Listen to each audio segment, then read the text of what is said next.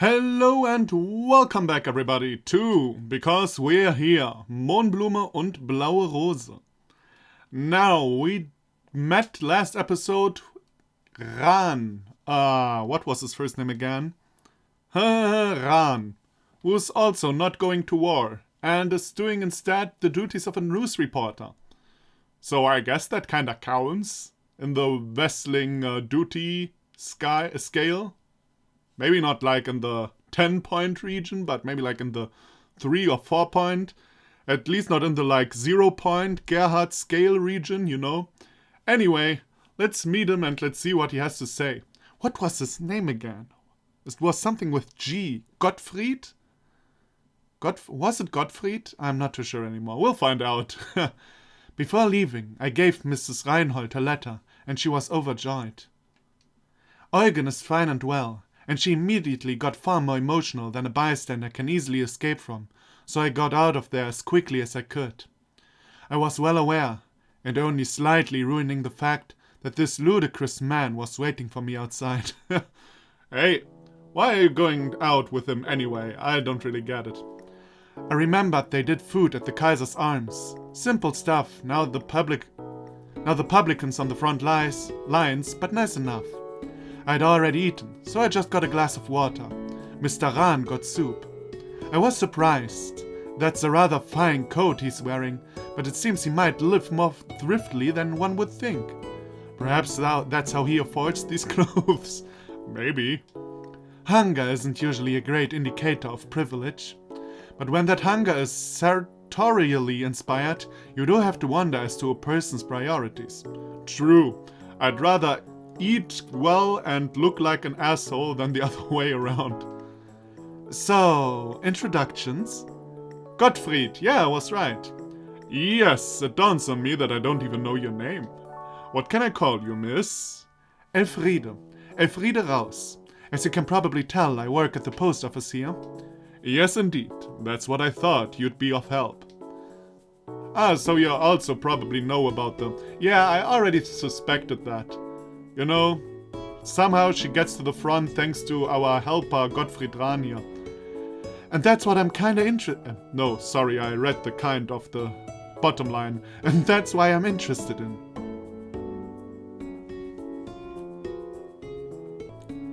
And that's what I'm interested in. Help with what, precisely? You're some kind of journalist? Ha! Right on the nose. Kind of. I'm a journalist in civilian life. A photojournalist, to be precise. So you did get it on the nose, but it was the nose of the person next to me. And it was a differently shaped nose than you thought. Aha. And you didn't land a thumb, so much as scrape it. Ultimately, points for effort. God damn it, I already hate you. No, Gottfried Rahn, war artists, at your service. It's my job to tour around and depict various scenes of the war, usually in my rather lovely watercolors. It's quite nice not to be lugging all my photographic equipment around for this one. And as I mentioned earlier, I am a government employee. My work is exclusively used to bolster civilian morale. Well, I say used. It's very early days yet. And you're in Boschberg to paint the home front? Yep. My interviews with Mr. Lehr, and let's not beat around the bush, with you right now, are in the name of preliminary research. I'm hoping to pin down the best representations of wrestling's war workers pitching in. That's best representations in the sense of most accurate, of course, but also most picturesque and most inspirational. And, if I'm speaking totally candidly and secretively and off the record and whatnot, the latter two categories hold a good deal more sway than the former. Yeah, that's how journalism always worked, yay. Or at least bad journalism. Let's be fair, there are good newspapers and stuff. Why would you tell me that? That is also a good question. Because you're not going to rat me out. I can read people. Thanks for your confidentiality, Jesus. It occurs to me that usually visual novels are way simpler written than this one. And this is not a complaint, it's just me being basically unable to speak a language I'm let's playing in. but I do read so much nonsense, and because we're here, clearly we understand one another on a deep spiritual level. You're welcome. But you might want to think about more extensive screening for admittance to that deep spiritual level. Anyway, what kind of thing are you supposed to be painting? Do you have a particular remit? Landscapes. I'm here to do landscapes. Don't get me wrong, my portrait hand is excellent. 10 out of 10. Excelsior! However, much as I would like to bring my gift to the War Ministry, particularly if we're talking about depicting certain striking young postal workers in full of oil paints, it is not to be. And therein lies a rather large problem in my life. Are landscapes not your specialty? I would comfortably say that landscapes are not my specialty.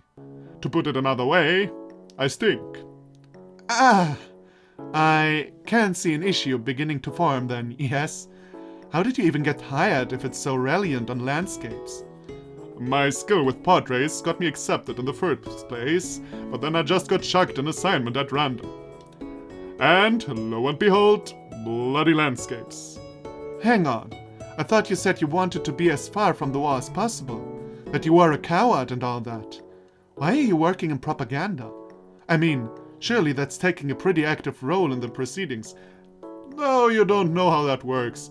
I mean, he's probably going to explain, and it's unrealistic that he explains it to her, because that's basically like, telling secrets that are of no concern to Elfriede, it makes no sense. But, of course, he is not at the front, he's painting stuff that boosts the morale. He's not on the front painting dead people. What do you expect? Ah, smart as well as beauty. I'm in heaven. Very glad you asked. You see, my disdain for / fear of armed combat could hardly be more relevant. The war artist position constituted phase 1, which admittedly was the singular phase, of the Gottfried Rahn Great War Avoidance Scheme. Plan. Plan sounds less sinister. So you mean... War artists are far from expected to take an active role in the fighting. It's practically a protected trait. I know Wrestling isn't conscripting yet, but you really can't be too careful. I mean, this is technically enlisting, but in the most obscure non-combat outfit I can imagine. I'm technically Private Rahn of the Artistry Corps, you know? Really? That exists? That doesn't exist. At least not in real war, I guess. Now does it? It's not like I'm an expert on stuff like this, but that sounds so obscure. Hopefully it's just baseless worry, but I have a sinking feeling regarding the speedy resolution of this conflict, and I really wanted to ensure my place far away from the front lines while I could.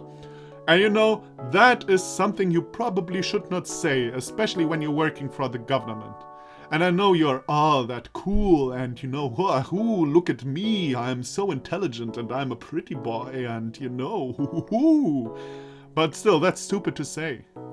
Even to a person where you think, now she won't tell. You never know who else could hear it. You stupid. Gottfried, you stupid.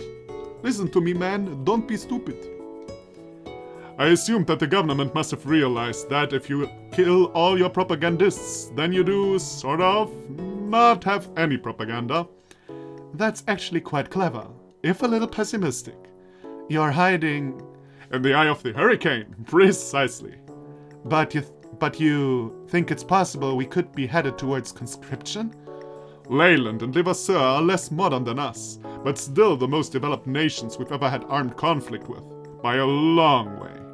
Honestly, who knows how long this could last? Come on, the war will be through by spring. We can hope, but they used to say it would be Christmas, so not to be morbid, but... I tried not to dwell on the awful reality of Rahn's predictions. Rahn's predictions! I'm very German. Sometimes I play Arnold Schwarzenegger, only with different voice. Of Rahn's predictions coming to pass. So, it means quite a lot to you to master the landscape then? Yes, though increasingly less so. I'm only in Borschberg for one day. Tomorrow I'm heading, to the front. What? After everything I thought your whole plan was not to... I am painfully aware of the inconsistencies with my grand plan, but I must remind you, my fate is with the War Ministry. You know my official title currently? Battlefield Artist. So, by landscapes, you meant... Battlefields. The job advertisement's promises of painting the home front were far from realized, and the majority of artistry course enlistees have been assigned to the battlefield. Apparently that's where they want us most. Essentially what I'm trying to say, this has actually gone very badly for me. No, as mentioned, like, they wouldn't kill off their artists and stuff like this, and you're making propaganda. You draw like good stuff. Maybe like, some German aiming at a Frenchman that was already captured, but who knows, you know? Who knows in the newspaper that this man was already captured? Like, that's not how propaganda works, Gottfried. Use your brain. You're not in danger. I mean, maybe in this world he is in danger, though. I don't know. I'm just saying that's not usually how propaganda works. And considering that we're not actually conscripting, it could be theorized that your war avoidance plan has... fallen flat on its face and exploded, yes. How the hell am I supposed to get inspirational, picturesque scenes on a battlefield? How am I even supposed to get near a battlefield without getting shot at? My express plan was not to get shot at, but here I am, sticking my hand up and saying, Gottfried Rahn, good sirs, volunteering to be shot at. Having to make battlefields look appealing is a task as impossible as it is thankless. But you were asking everyone about the home front. I'm trying to make the best of my time here. I reasoned that if I could capture the most perfect, propaganda-tacular depictions of the home front, they'd realize that I was wasted in the trenches. I mean, if that's my logic, I could even slip in some portraits so they'd realize my true forge. Paint some generals, that's me out of the war. That's the plan anyway, but it's much harder than I imagined. And you're going tomorrow. How long are you there for? Indefinitely? Oh, I'm not going up properly for a week or so. Tomorrow's only a one-day expedition to scout some locations. Then I'm supposed to come back here, formulate some ideas, by which I mean paint war workers like the Clappers, and head straight back to the Nestle Inn and wait for a grand old battle to try not to die in. I mean, paint. A friend of mine told me that a great deal of fatalities in war come from something about the failure of gentlemanly etiquette. I'm sure that if you train yourself as a soldier, you can avoid a great deal of harm. Who the hell told you that? Look, I'm really not supposed to say any of this, but battalions are dropping like flies. We're 2 months into the war.